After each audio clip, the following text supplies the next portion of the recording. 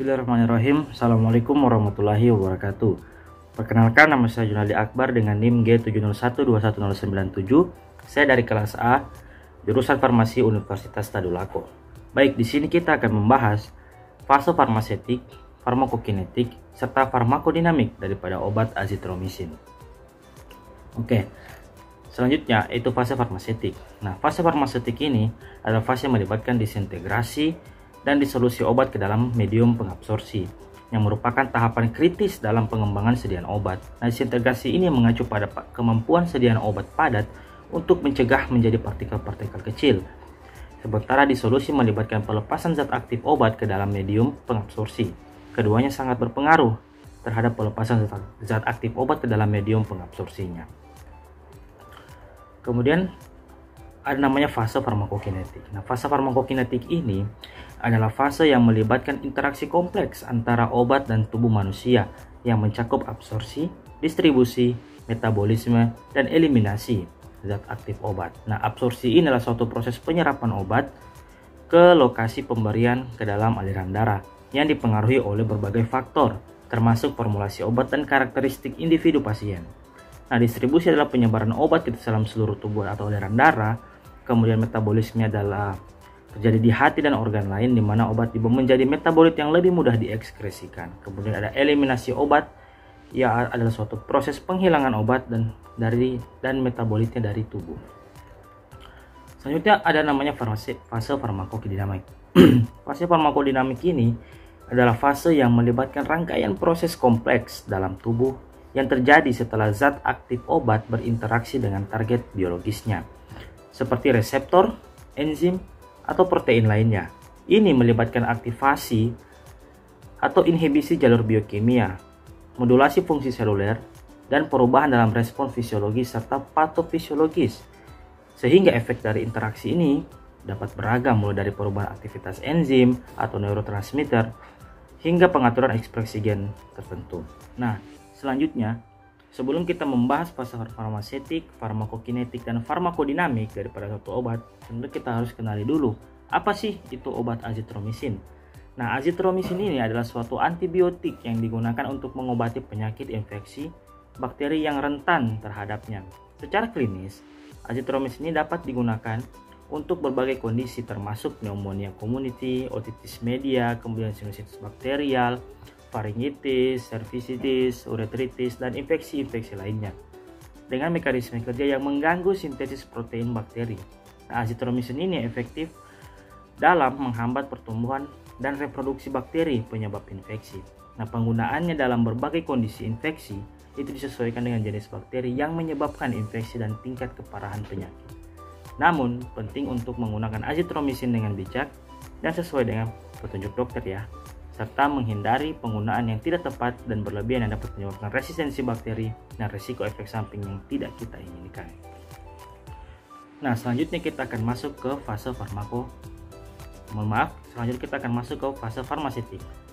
Nah, fase farmasetik daripada azitromisin ini, seperti kita lihat pada gambar, inilah merupakan struktur kimia daripada obat azitromisin dengan memiliki berat molekul 767 gram per mol. Kemudian, bagaimana sih untuk formulasi daripada azitromisin ini? Nah, azitromisin ini tersedia dalam berbagai bentuk sediaan untuk penggunaan oral dan intravena. Nah, sediaan oral mencakup kaplet, tablet, dan sirup kering. Nah, sementara di sediaan intravena itu tersedia dalam bentuk serbuk injeksi. Secara global, azitromisin juga dapat ditemukan dalam bentuk tablet, kapsul, suspensi, bubuk oral saset, serta sediaan tetes mata dan intravena. Di Indonesia, azitromisin ini umumnya tersedia dalam bentuk tablet atau kapsul dengan kekuatan 250 mg hingga 500 mg.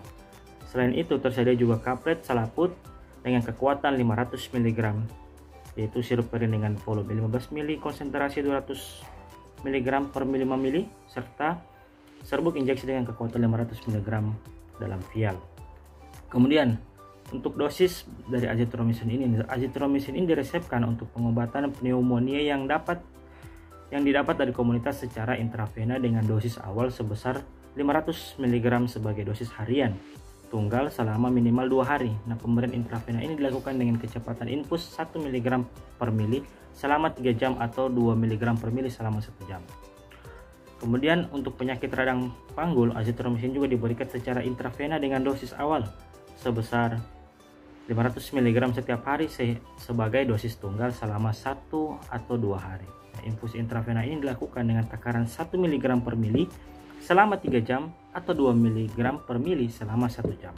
Setelah itu pasien dapat mengonsumsi dosis oral sebesar 250 mg setiap hari untuk melanjutkan pengobatan selama 7 hari. Selanjutnya kita akan masuk di fase farmakokinetik. Nah, yang pertama itu adalah absorpsi. Absorpsi ini adalah suatu konteks farmakokinetik, adalah tahap penting di mana zat aktif obat itu diserap ke dalam sirkulasi sistemik setelah diberikan melalui rute administrasi seperti oral, intravena, intramuskular, dan transdermal. Nah, proses ini melibatkan perpindahan zat aktif melalui membran biologis seperti membran usus, kemudian kapiler darah atau membran sel, serta menuju aliran darah ataupun sistem limfatik.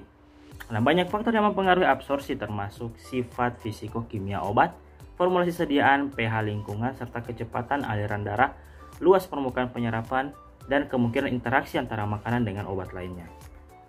Nah, bagaimana sih untuk absorpsi daripada obat azitromisin ini? Nah, azitromisin ini cepat diserap dari saluran pencernaan setelah diberikan secara oral. Nah, ketersediaan hayatinya ataupun bioavailabilitasnya itu ada 37% yang mengindikasikan bahwa sekitar 37% dari dosis yang diambil secara oral dapat mencapai sirkulasi sistemik untuk memberikan efek farmakologis. Nah, waktu yang dibutuhkan untuk mencapai konsentrasi plasma puncak biasanya berkisar antara 2-3 jam setelah pemberian oral. Nah, terutama jika obat tersebut dalam bentuk pelepasan segera. Nah, proses absorpsi daripada azitromisin ini melibatkan penyerapan melalui membran usus dan distribusi ke dalam aliran darah yang dipengaruhi oleh beberapa faktor, termasuk tadi fisikokimia obat, kemudian keadaan fisiologis, kemudian formulasi daripada sediaan obat tersebut. Nah, kemudian distribusi. Distribusi ini adalah dalam farmakokinetik ini mengacu pada proses di mana zat aktif obat didistribusikan ke berbagai jaringan, organ, dan cairan tubuh yang diserap ke dalam sirkulasi sistemik. Nah, proses ini melibatkan perpindahan zat aktif obat melalui berbagai kompartemen tubuh, termasuk darah, jaringan ekstravaskular, dan ruang intraselular. Nah, di mana distribusi ini dipengaruhi oleh beberapa faktor. Yang pertama, pastinya sifat fisikokimia obat, kemudian ukuran molekul, lipofisilitas, kemudian afinitas terhadap protein plasma. Nah, bagaimana sih distribusi daripada azitromisin ini?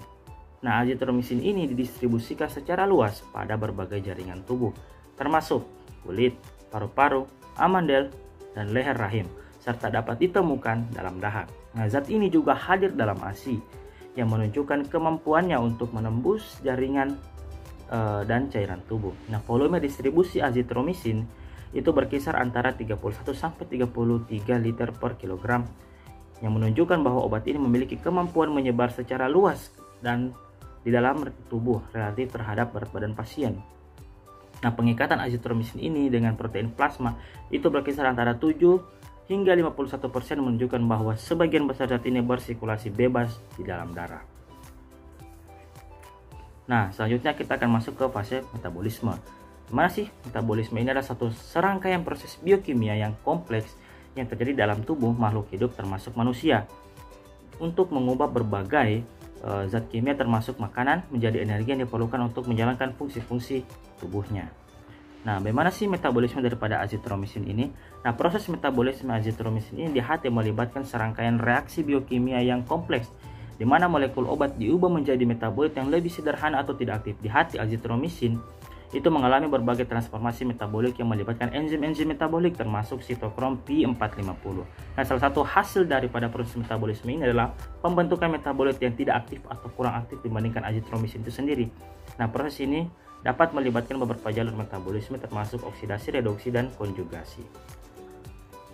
Kemudian ekskresi. Nah, ekskresi ini merupakan suatu proses penting dalam farmakokinetik di mana tubuh mengeluarkan zat aktif obat dan metabolitnya melalui berbagai saluran ekskresi seperti urin, feses, keringat, air susu ibu, dan udara pernapasan.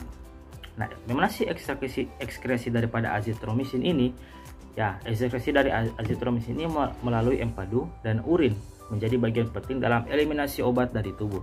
Nah, sekitar 50% dari dosis yang diambil dan diekskresikan melalui empedu, dan sebagian besar zat ini dikeluarkan tanpa mengalami perubahan struktural, yaitu obat tidak berubah. Nah, sedangkan sekitar 6-14% itu diekskresikan melalui urin juga dalam bentuk obat yang tidak berubah. Nah, waktu paruh eliminasi terminal, yaitu waktu yang dibutuhkan untuk mengurangi konsentrasi plasma obat, menjadi setengah daripada awalnya yang berkisar antara 68-72 jam untuk sediaan konvensional dan sekitar 59 jam untuk sediaan dengan rilis yang diperpanjang. Nah, selanjutnya kita akan membahas tentang farmakodinamik daripada azitromisin. Ini merupakan satu proses daripada farmakodinamik secara umum pada penggunaan antibiotik. Nah, mekanismenya yaitu azitromisin adalah jenis antibiotik makrolida yang termasuk dalam kelompok azalida. Nah, mekanismenya kerjanya terletak pada kemampuannya yang menghambat protein, kemudian yang bergantung pada RNA dalam bakteri. Hal ini dicapai dengan cara mengikat secara spesifik pada subunit ribosom 5OS yang merupakan salah satu komponen daripada ribosom bakteri yang tidak dapat memproduksi protein yang diperlukan untuk pertumbuhan dan reproduksi mereka. Dengan demikian, azitromisin menyebabkan pembunuhan bakteri atau pembantasan pertumbuhan bakteri sehingga membantu tubuh dalam melawan infeksi bakteri. Nah, kemudian yang terakhir adalah efek samping daripada azitromisin ini. Nah, efek samping yang signifikan daripada penggunaan azitromisin ini meliputi gangguan pada beberapa sistem tubuh. Ini termasuk gangguan pada sistem saraf seperti miastenia gravis, kemudian sakit kepala, pusing, kemudian parestesia. Nah, gangguan telinga dan labirin seperti ketulian juga dapat terjadi. Nah, pada sistem mata, azitromisin ini dapat menyebabkan berbagai gejala seperti pruritus, rasa terbakar, mata perih atau tidak nyaman, serta sensasi lengket atau benda yang asing yang ada di mata. Nah, gangguan saluran pencernaan seperti diare, muntah, sakit perut, mual, dan perut kembung juga dilaporkan. Selain itu, beberapa pasien mungkin mengalami dan perut kembung juga dilaporkan. Selain itu, beberapa pasien mungkin mengalami gangguan pada sistem muskuloskeletal atau jaringan ikat seperti artralgia, serta gangguan pada kulit dan jaringan subkutan seperti ruam dan pruritus. Nah, pemeriksaan penunjang juga dapat menunjukkan penurunan jumlah limfosit dan bikarbonat darah serta peningkatan jumlah eosinofil, basofil, monosit, dan neutrofil. Baik, mungkin itu saja sedikit pembahasan ataupun materi tentang fase farmaseutik, fase farmakokinetik, dan fase farmakodinamik daripada obat azitromisin. Semoga informasi yang dapat saya sampaikan mungkin bisa menambah wawasan kita bersama terkait penggunaan ataupun proses daripada obat azitromisin ini dari sisi farmasi. Mungkin itu saja yang bisa dapat kami sampaikan. Lebih dan kurangnya saya mohon maaf. Saya akhiri. Wabillahi taufiq wal hidayah. Wassalamualaikum warahmatullahi wabarakatuh dan salam sehat.